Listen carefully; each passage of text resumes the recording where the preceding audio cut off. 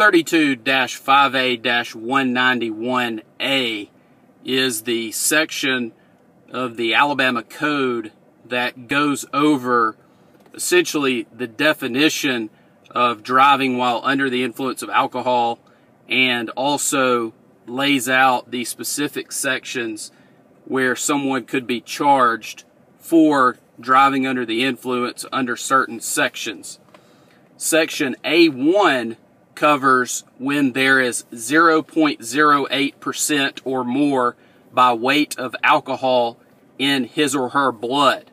What that means is that there would have to be a valid stop and a Draeger breath test result that is performed pursuant to the guidelines as set forth in the Alabama Department of Forensic Sciences manual and the administrative code covering the breath testing device in Alabama.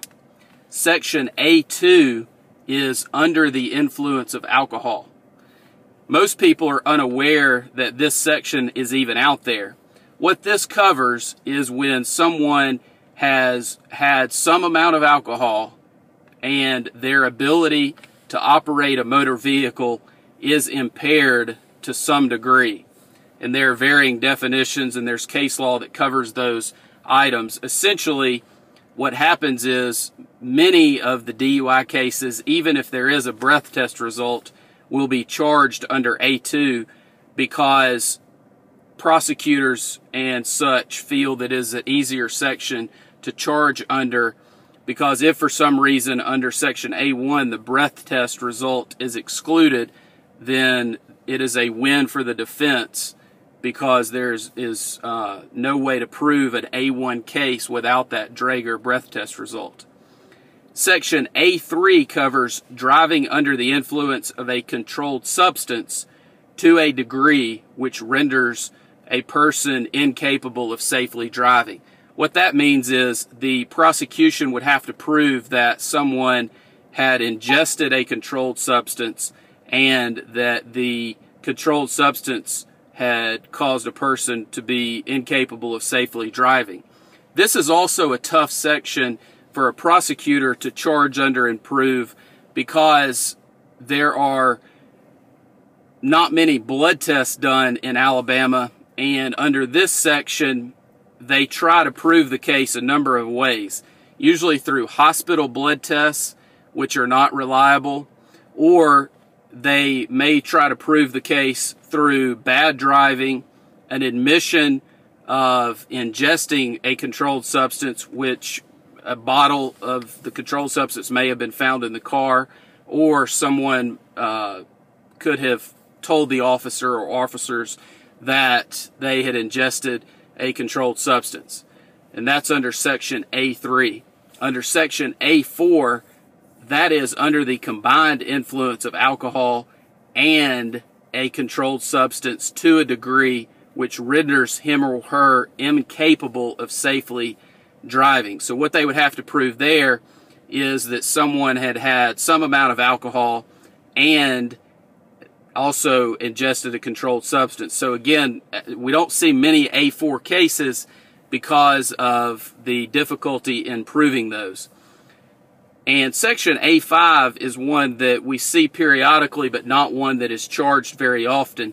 It is under the influence of any substance which impairs the mental or physical faculties of such person to a degree which renders him or her incapable of safely driving. This would cover any substance that is out there, as the statute indicates. Presumably, it could cover Red Bull, it could cover a caffeine pill, it could cover cough medicine, it really could cover anything.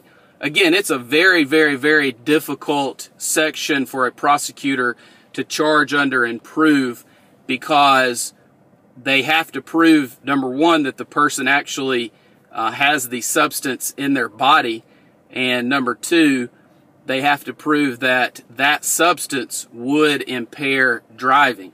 And what we end up seeing a lot of times is a substance may be admitted as being taken, but the bad driving that you see is related to some other action that the defendant took, whether they were fumbling with their cell phone or trying to answer a call or messing with their GPS device or the radio.